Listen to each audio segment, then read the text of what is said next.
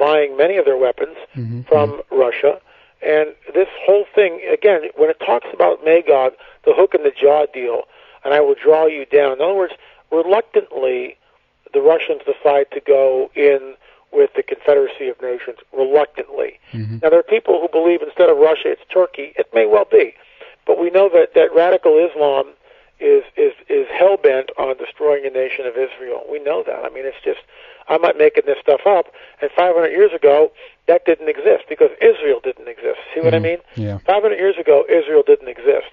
So until you move all the Jews from the diaspora and move them back into their homeland, which in itself is just ridiculous. And so it begs the question, well, who's manipulating who? With Hitler? Hitler was trying to exterminate every Jew on the planet. And that, in my opinion, was a Luciferic sacrifice. The word Holocaust means as a burnt offering, as on an altar. That's what Holocaustin means in German. Yet, ironically, through his actions, this is actually what helped in some ways to set up Israel. Out of the fires of the Holocaust was birthed Israel, which is insane when you think about it, just insane. But out of the fires of the Holocaust was birthed the nation of Israel. That's right. Which is, and here's a prophet. People go, well, Lynn, just tell me one prophecy that was fulfilled. Well, right off, Israel, can a nation be born in a day? Ezekiel 37. We see Israel literally being born in a day. Literally being born in a day. When the United Nations votes in 1948, and Russia casts its vote on the side that Israel would become a nation. So they become a nation. So that's still Ezekiel 37. But there's also another prophecy that Yeshua says that Jerusalem will be trodden over or in control of the Gentiles until the time of the Gentiles is over. Well, guess what? That happened in 1967. I always get this date mixed up, 67 or 76, when the Israelis, I think it's 67, when the Israelis took over the old city of Jerusalem and actually took command of the Temple Mount, and then cut the deal with the Muslims to actually have access to the Wailing Wall, which they have now, but they can't set foot upon the Temple Mount. I mean, that's what happened when Ariel Sharon just showed up on the Temple Mount unannounced. That's what started the last Intifada when Arafat was still alive a number of years ago. But we see that prophecy literally has been fulfilled, that the Israelis now control Jerusalem, that the time of the Gentiles has ended. That's modern-day prophecy coming, right there. I mean, it's not Nostradamus, which is, some vague quatrain. It says Jerusalem will be trodden over by the Gentiles until the times of the Gentiles are over. What can be plainer? And for 2,000 years, Jerusalem was under Gentile control. It's no longer. So you've been studying the prophecies for a long time, and you see these events now, as it were, falling into place. In your own mind here, does this kind of create some kind of timeline for you? Do you have any kind of, not predictions here, because you're looking at the Bible, of course, as the blueprint for this, but does it say anywhere in there about time? What years are we looking at here? How much more further can this go on? Yeah, I'm definitely not a date setter, and I'll never do that. I have no idea. I think if the stage is set, and we're told to look. I mean, we're told to watch. We're told to watch in three different places by Yeshua himself. We're told in Matthew 24, Mark 13, and Luke 21. We're told to watch. Watch what? Watch for these things to come on the face of the earth. And so we're told to watch. We're not told to go build bunkers or set dates or anything else, but we're told to watch. And interestingly enough, Yeshua makes a wonderful statement. He says, Jerusalem, Jerusalem, I would have gathered you as a mother hen gathers chicks, but you did not know the day of your visitation. You didn't know the day of your visitation. And the reason why you didn't know that is because you didn't know your prophecy, and you weren't looking. But it was right there. It was right there written in the book of Daniel that so many days from the decree, from the time a decree has gone out to rebuild the temple in Jerusalem until Shiloh, until the Messiah comes, will be so many days. They knew. And there were a few people who were looking for those days. And guess what? When he rides in on the colt, we all know it is Palm Sunday.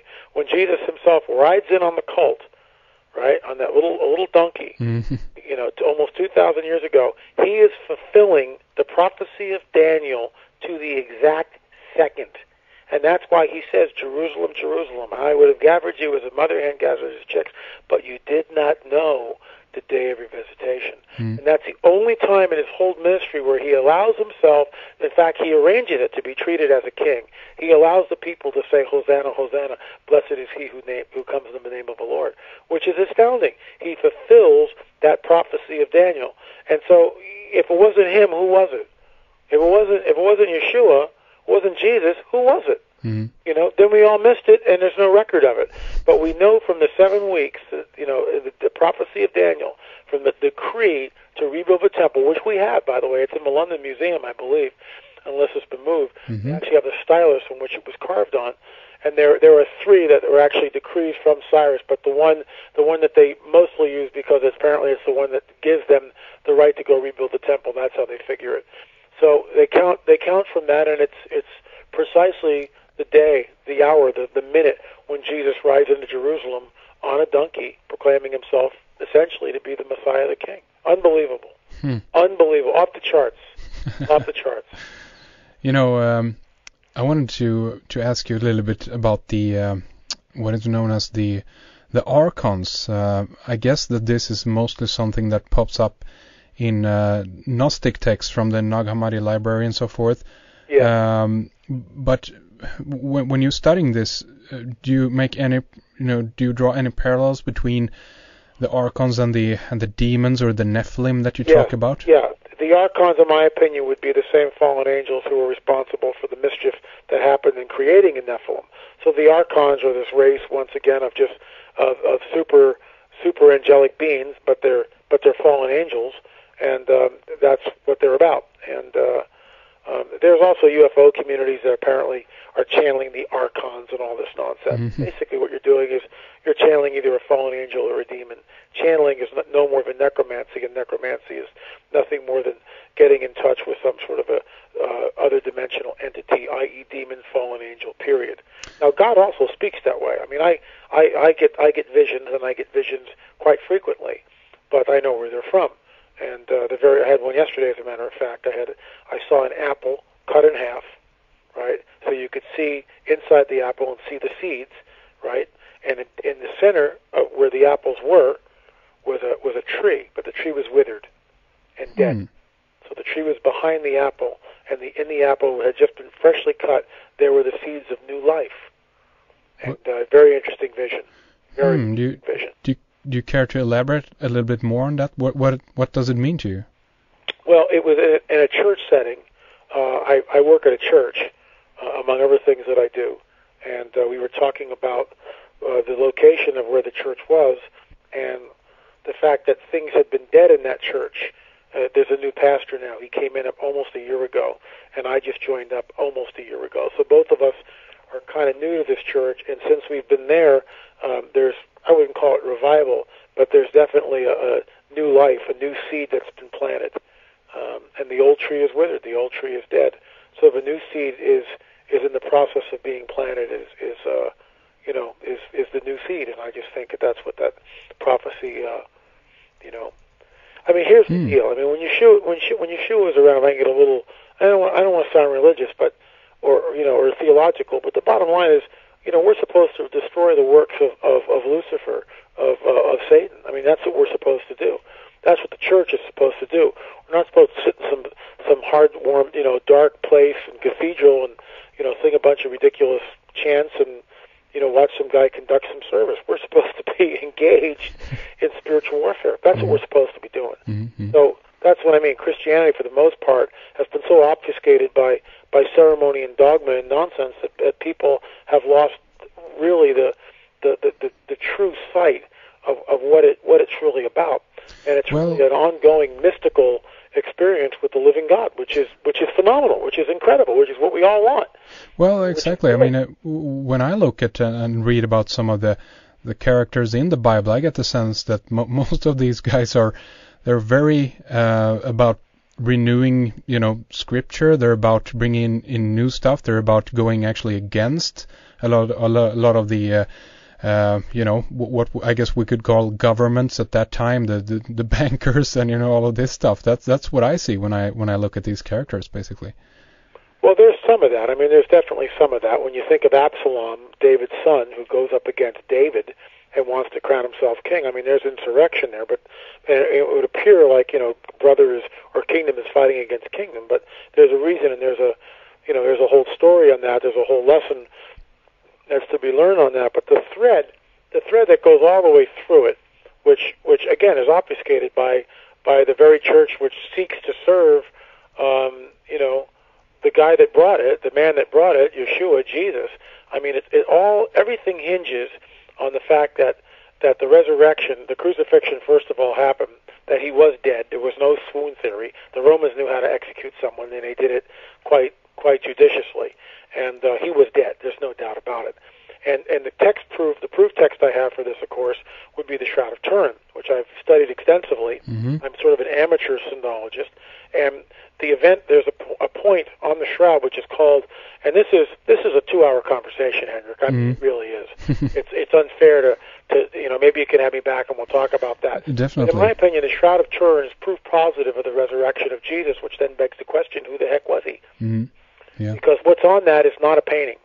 I mean, it's not a painting. And what they have recently discovered, and of course you won't hear about it on the news because it actually clears up the mystery. 2 things. So the carbon dating, when it was taken from the end-to-end splices that the poor sisters of Clare did on the shroud after the 15th century fire. When they went in and they re-wove the shroud, they did it, listen to this, with end-to-end splices.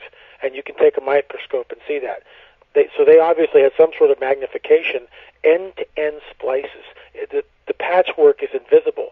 So when the scientific geniuses of the 20th century got together, they were first of all supposed to take 3 different samples from 3 different parts of the shroud, divide them equally, and have 1 control sample. Well, guess what? In all their wisdom, they take 1 sample, and guess where they take it from? They take it from the reweave from the 15th century. Of course, it's going to skew the carbon dating. Hello, McFly, which is exactly what happened. The carbon dating was skewed, and everybody, medieval forgery. I don't think so, because it's not painted. And here's the other thing: that the flowers and the pollen in the shroud are only indigenous to in and around Jerusalem.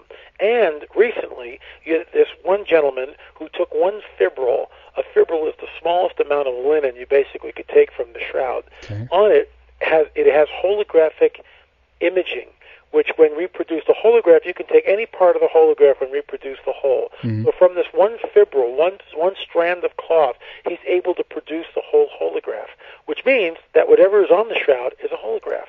Here's another deal. That holograph, when you photograph the shroud, you see that the blood stains cover the forearms, okay?